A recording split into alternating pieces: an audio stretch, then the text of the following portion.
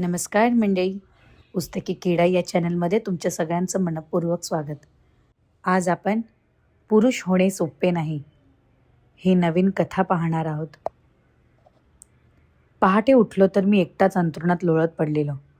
आई स्वयंपाकघरात, बाबा पेपर वाचत चहा घेत हॉलमध्ये, विद्या अभ्यास करत बसलेली. रविवारी देखील आमच्या घरात सगळ्यांना लवकर उठण्याची सवय, जी खरं तर चांगलीच आहे, पण मी त्याला अपवाद. पण आजची सकाळ गंभीर, कारण काल 10वीचा प्रिलिमचा निकाल. मला तर कमी मार्क्स मिळाले म्हणजे गणितात तर चक्क दांडीच उडाली. पहाटेची ही शांतता नेहमी बरी वाटते, पण आज ती भयंकर वाटत होती. मी अंथरूण आवरले, बेड नीट लावला आणि हळूच खोलीच्या बाहेर आलो. विद्या माझ्याकडे पाहून हळूच घालतल्या घालत हसत होती. आईने मला पाहिले आणि मग जे नको होतं ते सुरू झालं. अहो पाहिलंत का? काल विनूचे प्रिलिमचे पेपर मिळाले.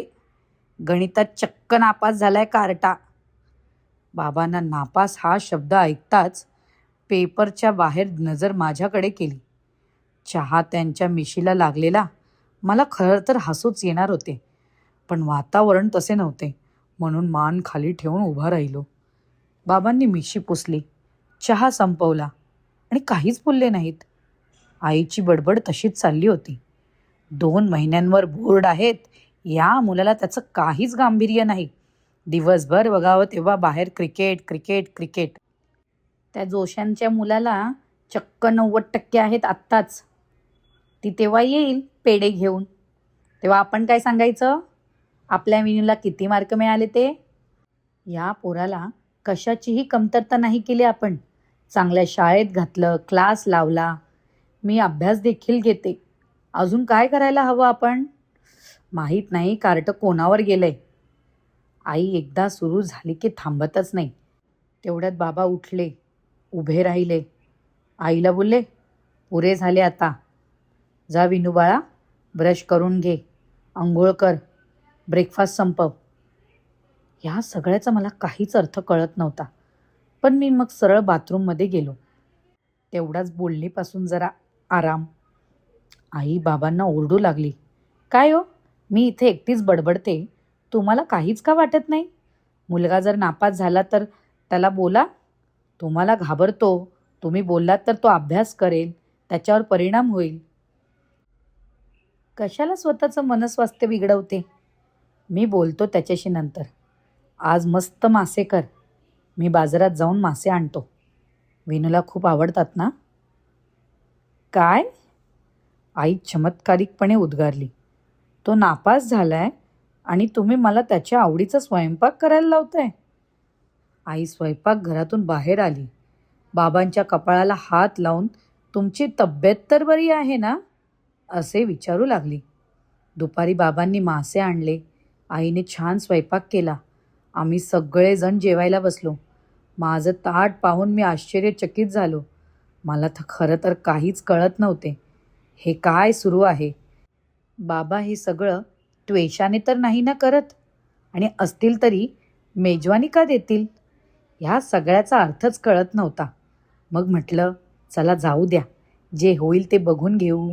सध्या माशांवर ताव मारू. माहीत नाही नंतर मिळतील नाही मिळतील, म्हणून मी पोट भरेपर्यंत खाल्लं. नंतर बाबांनी आईस्क्रीम बाहेर काढलं. आता मात्र कमाल झाली. सगळंच स्वप्न वाटू लागलं. मी स्वतःला जोरात चिमटा काढला. पाहत होतो हे सगळं स्वप्न तर नाही, पण साला जोरात चिमटा बसला आणि वेड्यांसारखा स्वतःच ओरडलो. बाबांनी सगळं पाहिलं आणि बोलले, विनू बाळा, हे सगळं सत्य आहे, काळजी करू नकोस. काय? काळजी करू नकोस? या वाक्याने तर काळजी जास्त वाटू लागली. ज्या बकऱ्याची बळी देतात त्याला म्हणे आधी खायला भरपूर घालतात, त्याला अंजारतात गोंजारतात. मला आता त्याच्यासारखंच वाटू लागलं होतं. मी आईस्क्रीम स्वतःच्या खोलीत घेऊन जाऊ लागलो तर बाबांनी आवाज दिला. माझं हृदय एकदम धडधडू लागलं. आता काय झालं? काय झालं बाबा? विनू, आता दुपारी थोडी वामकुक्षी घे, संध्याकाळी मला तुझ्याशी बोलायचे आहे. बरं बाबा. बापरे, मी खोलीत आलो आणि चांगलाच बिथरलो. आता काय करायचे? सरळ फटके दिले असते तर चालले असते. हे असे अजिबात सहन होत नाही. चांगलाच स्ट्रेस देऊन टाकलाय बाबांनी. आणि म्हणे वामकुक्षी. झोपच उडाली इथे. आता तर मला मळमळतंय. पोटात कसं तरीच होतंय भीतीने. माझी तब्येतच बिघडली. संपूर्ण दुपारभर विचार करीत होतो. काय होणार संध्याकाळी? बाबा मारतील का? ओरडतील का? घराबाहेर काढतील? नेमकं काय करतील? साला थोडा अभ्यास करायला पाहिजे होता. सगळेच सचिनसारखं नशीब घेऊन येत नाही. क्रिकेटर व्हायचे. पण हे बोर्ड, ज्या मुलांना शिक्षणात रस नाही त्यांना नाही का स्पोर्ट्सची परीक्षा ठेवायची? 100 पैकी 100 गुण आणले असते. मग कशाला पाहिजे इतिहास, भूगोल, विज्ञान आणि तो गणित? आता मी काय क्रिकेटर होण्यासाठी पायथागोरसचं प्रमेय लिहू का? केमिकल रिॲक्शन, बापरे, भीतीच वाटते मला त्याची तर. नाही आवडत. यार, हे सगळं जाऊ दे. आता काय उपयोग? संध्याकाळी पडली की बाबांना सांगतो, सॉरी बाबा, चुकलो, करतो अभ्यास आणि पास देखील होईन. 2 महिने क्रिकेटच खेळत नाही. प्रॉमिस, भरपूर अभ्यास करीन मी. बघता बघता 4:30 झाले. हृदयाची धडधड वाढू लागली. संध्याकाळचा चहा झाला. मी काही खोलीतून बाहेर पडलो नाही. 5:30-6च्या दरम्यान बाबांनीच हाक मारली, विनो, चल चौपाटीवर जाऊ. काय? चौपाटीवर? ज्या आईला, बहुतेक मला बाबा चौपाटीवर सोडून येणार. काय करू? बॅगेत 2 जोड कपडे घेतो आणि जमवलेले सगळे पैसे घेतो. म्हणजे जर घराबाहेर काढलंच तर नोकरी लागेपर्यंत खाण्याची सोय होईल. मी कपडे पैसे भरून बॅगेत घेतले. बाहेर आलो. अरे, हे काय? बॅग कसली? काही नाही बाबा, असंच. विद्या मग मध्येच बाबांना बोलली, बाबा, मी पण येऊ का? खूप दिवस झाले चौपाटीवर जाऊन. नाही विद्या, आज नाही, नंतर कधीतरी. आज फक्त वेणू आणि मी. म्हणजे बाबा मला खरंच बाहेर सोडणार? मी आज जाऊन आजींना शेवटचा नमस्कार केला. मिठी मारली. विद्याला म्हणालो, सॉरी ताई, आजपर्यंत तुझ्याशी वाईट वागलो असेल तर मला माफ कर. विद्या मॅडसारखी माझ्याकडे बघत होती. ए, मेंटल झालास का? चल पळ इथून. बाबा आणि मी बाहेर पडलो. मागे वळून घराकडे शेवटचा टाटा केला. बाईकवर बसून आम्ही चौपाटीवर पोहोचलो. आता माझं काही खरं नाही म्हणून मी शांत झालो. संध्याकाळच्या वेळेस समुद्रही शांत होता. गर्दी होती पण आम्ही एकांत शोधला. भेळ हवी का विणू? नाही, नाही बाबा, राहू द्या. आणि आम्ही बसलो. छान वारा होता पण मला घाम फुटत होता. बाबांना ते कळत होते. शेवटी मला बाबा बोलले, घाबरू नको वेणू, मी तुला रागवणार नाही, मारणार तर अजिबातच नाही. मी आज तुझ्याशी बोलायला आलो आहे, एकट्यात. बाबा म्हणून नव्हे, तर एक मॅन टू मॅन, मित्र म्हणून. Man to man? हो, मॅन टू मॅन. आज तुला पुरुषाच्या आयुष्यातील एक कटू सत्य मी सांगणार आहे. तुला आम्हा पुरुषांच्या आयुष्यातील वास्तविकता सांगणार आहे. मी त्यांना कुतूहलाने ऐकू लागलो. तुला काय वाटतं विणू बाळा? तुला 10वीत कमी गुण मिळाले किंवा नापास झाला तर कायच होईल. पण मी सांगतो, लोक म्हणतात ना, अपयश ही यशाची पहिली पायरी आहे. हे साप खोटं आहे बाळा. पुरुषासाठी साप खोटं आहे. अपयश हे पुरुषांसाठी नाहीच आहे. अपयशी पुरुष हा या समाजाला नकोसा असणारा प्राणी आहे. हो, प्राणीच बोलतोय मी. कारण अपयशी पुरुषाला हा समाज माणूस म्हणून स्वीकारच करत नाही. म्हणजे बाबा, मी 12वीत असताना माझे बाबा गेले आणि आई, मावशी, मामा, काका सगळ्यांनी मग मला आता तुझी आई एकटी सगळं कसं सांभाळेल म्हणून समजावून सांगितलं. तिला तुझ्या मदतीची गरज आहे. तुझी भावंडं लहान आहेत. त्यांचंही शिक्षण करायचं आहे. म्हणून पुरे झालं आता. तू आता बाबांच्या जागी नोकरीला लाग. आणि तेव्हापासून मी जी नोकरी धरलेली ती अजून. मी अवघ्या 18 वर्षांचा होतो. 12वी शिक्षण असल्यामुळे खूप मोठी नाही तर क्लर्कची नोकरी मिळाली. पण तीही मी स्वीकारली. त्यावेळी तुझी मोठी आत्या 10वीत होती, बारकी 8वीत आणि काका तर चक्क 5वीत. त्यामुळे त्यांच्या सगळ्यांची जबाबदारी माझ्यावर. अक्काची 10वी झाली, 12वी झाली. तीही नोकरी करणार होती. पण मीच तिला म्हटले, नाही, तू आधी तुझी डिग्री कंप्लीट कर. माझं जरी शिक्षण पूर्ण नाही झालं, पण तू पूर्ण करायचं. तिची डिग्री कंप्लीट होताच आत्याने तिच्यासाठी जवळच्या नातेवाईकांचे मागणे आणले. मुलगा चांगला शिकलेला होता, चांगली नोकरी होती, घरदार सगळंच छान होतं. म्हणून तिचं आईने लग्न ठरवलं. पण मुलगा चांगल्या नोकरीला म्हणून लग्नाचा खर्चही तसाच. मग मी लोन काढून तिचं लग्न लावलं. नंतर मनीषा आत्या 12वी झाली. ती अभ्यासात खूपच हुशार होती. तिने 12वी नंतर मेडिकल करायचे ठरवले. तिला चांगले मार्क्सही मिळाले होते. गव्हर्नमेंट कॉलेज मिळालं होतं तिला. पोरीने खूप मेहनत घेतली, गायनेकोलॉजिस्ट झाली. पण मेडिकल कॉलेजमध्ये असतानाच तिचं एका मुलाशी प्रेम जडले. तोही डॉक्टर. मग त्यांचं लग्न अगदीच दिमाखात लावलं. कारण मुलगा त्यांच्या आईवडिलांचा एकुलता एक होता. त्यांना त्याचं लग्न अगदीच दिमाखात करायचं होते. आणि तेही पुन्हा लोन काढून केले. आता माझ्यावर खूप लोन झालेलं होतं. आईला मी तसे समजावले. मग आता काय करायचे, तर आम्ही आमचं गिरगावातलं घर विकायचं ठरवलं. गिरगावात एवढं मोठं घर होतं आमचं. अजून काकाचं शिक्षणही होतंच. म्हणून आम्ही ते घर विकलं. आम्ही सांताक्रूजला आलो. आता माझ्या लग्नाची तयारी सगळे करू लागले. पण मुलगी काय मला भेटत नव्हती. 12वी शिक्षण झालेल्या 28 वर्षाच्या मुलाला कोणीही मुलगी द्यायला तयार नव्हते. खूप मुली आईने पाहिल्या. पण शिक्षण कमी आहे, वय जास्त आहे, असे सगळेच कारणे देत होते.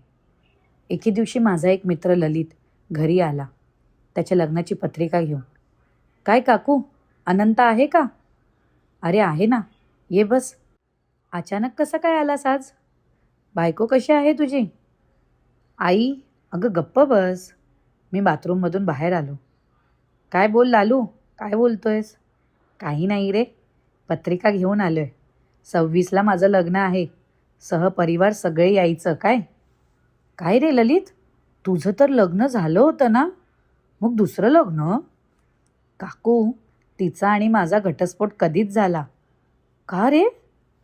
काही नाही, असंच. माझं टक्कल पडलं म्हणून ती मला सोडून निघून गेली. काय, एवढ्याशा कारणासाठी? काय म्हणावं या आजकालच्या मुलींना. टक्कल पडलं, पोट सुटलं म्हणून घटस्फोट घेतात. आमच्या अनंताचंच पहा, 12वी शिक्षण, क्लर्क आहे म्हणून कोणी मुलगी पण देत नाही आहे. जाऊ द्या काकू, पण माझ्या लग्नाला या. हां, काय रे आता, या मुलीला तरी माहीत आहे ना तुझं टक्कल पडलंय ते? हो काकू, हिला सगळं माहीत आहे. ही माझ्या ऑफिसमधलीच कलीग आहे. छान आहे ती. छान छान, तुला लग्नाच्या खूप शुभेच्छा. येऊ हां आम्ही तुझ्या लग्नाला.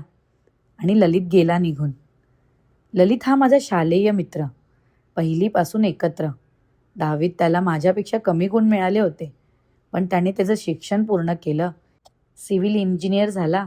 मोठ्या कंपनीत त्याला लाखोंचा पॅकेज. म्हणून टक्कल पडलं असू दे किंवा वय वर्ष 28 नाहीतर डिवोर्सी, काहीही फरक पडत नाही. 6 महिन्यात त्याचं दुसरं लग्न ठरलं. कारण तो आयुष्यात यशस्वी होता. पुढे जाऊन तुझ्या आईचं मागणं मला आलं. तिनेही शिक्षण सोडलेलं. घरात बसून होती, काही काम करत नव्हती. तर तिच्या आईबाबांनी मग माझ्याशी लग्न लावलं. तुझ्या आईने मला लग्न आधीच बजावलं होतं. मी नोकरी करणार नाही. मी वाटलंच तर घरातली सगळी जबाबदारी उचलेन, पण मी नोकरी करणार नाही. ती एक स्त्री आहे, तिच्याकडे ते बोलण्याचं ऑप्शन होतं. पण पुरुषाकडे नसतं. नसणारच. कारण कोणताही पुरुष जर जाऊन बोलला मुलीला की मी नोकरी करणार नाही, मी घरात बसून घरातली सगळी जबाबदारी उचलेल, तर त्याच्याशी लग्न तर सोडा, कोणी दारात उभं देखील करणार नाही. आमच्या लग्नाच्या वेळेस अगदी साध्या पद्धतीने लग्न लावले. कारण घर विकून जे पैसे साठवले होते ते तुझ्या काकाच्या शिक्षणासाठी ठेवले होते. मग तुझी आई माझ्या आयुष्यात आली. बिचारीने कधीच जास्तीची अपेक्षा केली नाही. कदाचित तिला माहीत होते की माझा नवरा त्या सगळ्या अपेक्षा पूर्ण देखील करू शकत नाही. माझ्याजवळ जे होतं त्यात काटकसर करून तिने संसार केला. लग्नाआधी ती जे बोलली होती, मी संपूर्ण घर सांभाळेल, तसंच तिने केलं देखील. तुझ्या आजीचं आजारपण, तुमचं झंगोपण किंवा माझ्या बहिणीचं माहेरपण, बाळंतपण सगळं सगळं तिने सांभाळलं. मला तिचा खरंच खूप आदर आहे. एकदा आम्ही तुझ्या मामाच्या लग्न सोहळ्यात गेलो होतो. तेव्हा तू तुझ्या आईच्या पोटात असशील. विद्या 3 वर्षांची होती. तेव्हा तिथे तुझी मावशी, जी अमेरिकेत राहते ना, ती आणि तिचा नवरा, ते दोघेही आले होते. त्यांना तुझ्या आजी आजोबा, तुझा मामा सगळे इतके मान सन्मान देत होते, त्यांचा आदर करत होते. पण तिथेच दुसरीकडे तुझ्या आईला आणि मला कमी लेखत होते. कवडी मुलासारखं वागवत होते. त्यावेळी तुझी आई तुझ्या मामा आणि तिच्या आई-वडिलांवर खूप संतापली, खूप चिडली. ती त्यांच्याशी चक्क भांडली. जर आमचा अवमानच करायचा होता, तर आम्हाला बोलावलेच का? माझा नवरा कमी पैसे कमावतो, हे तुम्हाला माहीतच होते. मग आम्हाला आमंत्रितच का करायचे? अशी सगळ्यांसमोर अवहेलना तर नाही करायची. मान नाही दिला तरी चालेल, पण असा अपमान तर करू नका. म्हणून रागारागात ती त्या कार्यक्रमातून बाहेर पडली आणि आजपर्यंत तिने तुझ्या मामाशी संपर्क साधला नाही, त्यांच्या दारात पाय ठेवला नाही. माझ्या अपयशामुळे तिला तिच्या कुटुंबाशी विभक्त व्हावं लागलं. याचं दुःख आजवर मला होतो. मी तिला आजही समजावतो, जाऊ दे, झालं ते विसर. जा तू तुझ्या आई-वडिलांपाशी, भेटून ये. पण ती अजिबात ऐकत नाही. ती त्यांच्याजवळ जात नाही. उलट मलाच म्हणते, माझ्या स्वतःच्या घरची स्वाभिमानाची चटणी भाकर चालेल, पण त्यांच्या घराचे अपमानास्पद पंचपक्वान्न मला गिळंकृत करता येत नाही. तुझ्या आईकडे जेव्हा पण मी पाहतो, तेव्हा मला सतत जाणवते की मी किती अपयशी आहे. ती बोलत नसली तरी इतरांसारखे माहेरी सुंदर साड्या, दागिने घालून मिरवणे, मैत्रिणींमध्ये नवऱ्याच्या पैशांची, कामाची बडेजाव करणे, तिला काहीच करता आले नाही. महिन्याच्या अखेरीस पैसे संपले की भाजीला पैसे नाही, म्हणून आज पिठलं खायची खूप इच्छा आहे, म्हणून पिठलं केलं असं सांगते. तिला असं वाटतं मला काही कळत नाही, पण मला सगळं कळतं. पण मी हतबल आहे. मी काहीच करू शकत नाही. तुझा काका ग्रॅज्युएट झाला, इंजिनियर झाला, तेव्हा मला वाटलं होतं की आता मला थोडा भार कमी होईल. माझ्यावरची जबाबदारी थोडी कमी होईल. तोही जबाबदारी सांभाळेल. पण तिथे देखील मला अपयश आले. इंजिनिअरिंगनंतर तो सरळ परदेशात गेला. तिथे त्याला खर्च जास्त आहे, सगळं महाग आहे, म्हणून पगारातले पैसे पुरत नाही, असे त्याने कारणं सांगितली. हळूहळू तुम्ही दोघेही मोठे होत गेलात. आजी म्हातारी होऊ लागली. तिच्या औषधांचा खर्च वाढत होता. तुमच्या शिक्षणाचा खर्च वाढत होता. पण माझा पगार काही वाढत नाही. आजपर्यंत नोकरी करतोय, कधी सुट्टी घेतली नाही. एवढे कष्ट करून देखील मी अपयशी आहे, कारण माझ्या कष्टाचं मूल्यमापन कमी आहे. मी भरपूर पैसे कमावत नाही, म्हणून मी अपयशी. आता तुझा काका मुंबईतच आहे. त्याने 4 खोल्यांचा मोठा फ्लॅट घेतला. त्याचा सगळा संसार वेगळा त्याने करून घेतला. त्याच्या बायकोला आपली लाज वाटते, कारण आपण त्यांच्या एवढे यशस्वी नाही आहोत. आपण चाळीत राहतो, त्यांच्याकडे 4 चाकी आहे. मी आज इतका अपयशी या सगळ्यांना यशस्वी करण्यासाठी राहिलो, पण त्यांना माझ्या अपयशाची आज लाज वाटते. रक्षाबंधन, भाऊबीजेला तुझ्या दोन्ही आत्या आधी काकाकडे जातात आणि मग इथे येतात. का? तर तो जवळ राहतो म्हणून नाही, तर तो जास्त यशस्वी आहे, जास्त कमावतो, चांगली महागातली साडी घेतो म्हणून. तुला असं वाटत असेल विनू बाळा, की बाबा खूपच इमोशनल आहे. पण तसं नाही आहे विनू. आणि जर तुला असं वाटत पण असेल, तर यात तुझी देखील चूक नाही आहे. कारण आपला समाजच तसा आहे. आपल्या समाजात पुरुषांना नेहमी भावनारहित, शारीरिक मानसिकदृष्ट्या कठोर, अति चढाओढ करणारा, मर्दानी, शक्तिशाली आणि धाडसीच समजला आहे. पण या समाजात असेही पुरुष आहेत, शारीरिक मानसिकदृष्ट्या प्रेमळ, भावनाप्रधान, संवेदनशील आणि इतरांशी आदराने बोलणारे पुरुष देखील आहेत. पण अशा पुरुषांना हा समाज कमकुवत, अपयशी, दुबळा समजतो. अशा पुरुषांना समाज नकारात्मक नजरेने पाहतो. तो कधी त्याचा स्वीकार करीत नाही. अशा मवाळ स्वभावाच्या पुरुषांची चेष्टा केली जाते. आज जर मी नोकरीत खोटं बोलून, लाच घेऊन पैसे कमावले असते, तरी मी यशस्वी समजलो गेलो असतो. पण मी तसं करू शकत नाही बाळा, कारण मी तसा नाही आहे. मी कित्येक पुरुषांना पाहतो, ते पार धक्के खातात, पार कष्ट करतात. घरदार सोडून, स्वतःच्या शरीराची अवहेलना करून, पोटाला चिमटा काढून, कित्येक दिवस रात्र कष्ट करून आपलं घर चालवतात, आपला संसार करतात. पण ज्यांच्यासाठी करतात, तेच एक दिवस उठून त्यांना बोलतात, "तू आमच्यासाठी केलंच काय? तू आयुष्यभर काय केलंस?" मला एवढंच तुला सांगायचं आहे, तू माझ्यासारखा अपयशी होऊ नकोस. तू आयुष्यात यशस्वी हो. म्हणजे जे माझ्यासोबत घडलं, ते तुझ्यासोबत कधीच घडायला नको. कारण काळ कितीही बदलला, तरी पुरुषांच्या आयुष्यात कष्ट, मेहनत हे जाणारच नाही. ते कोणासाठीही चुकलेलं नाही. बाबा, पण मी सांगू का? हो, बोल ना. मला वाटतं, तुम्ही अपयशी नाही आहात. तुम्ही सगळ्यांना शिकवलं, त्यांना स्वावलंबी केलंत, त्यांना त्यांच्या पायावर उभं केलंत. त्यांच्या यशाची सगळी श्रेय तुमच्या कष्टाला आणि तुमच्या मेहनतीला जातं. ते त्याची रिस्पेक्ट करत नाही, हा त्यांचा खोटेपणा. पण तुम्ही खरंच ग्रेट आहात बाबा. आणि हो, मी आता जिद्दीने, मेहनतीने 10वी पास होणार आणि कष्टाला कधी मागे नाही सारणार. खूप मोठा होणार. तुम्हाला आणि आईला माझा अभिमान वाटेल असं काहीतरी बनून दाखवणार. विनू बाळा. आणि अनंताने त्याला मिठीत घेतले. दोघांनाही अश्रू अनावर झाले. रात्र झाली होती. समुद्राला भरती येत होती. लाटांचा आवाज देखील मोठा होत होता. ते दोघे उठले. त्यांनी अंगावरची वाळू झटकली आणि घराकडे जाण्यासाठी वळले. पण यावेळेस एक खोडकर, मस्तीखोर विनू नाही, तर एक समजूतदार, हुशार पुरुष होता. तर मंडळी, कशी वाटली तुम्हाला ही कथा? आवडली असेल तर प्लीज लाईक करा, शेअर करा आणि माझ्या चॅनलला सबस्क्राईब करायला विसरू नका. धन्यवाद.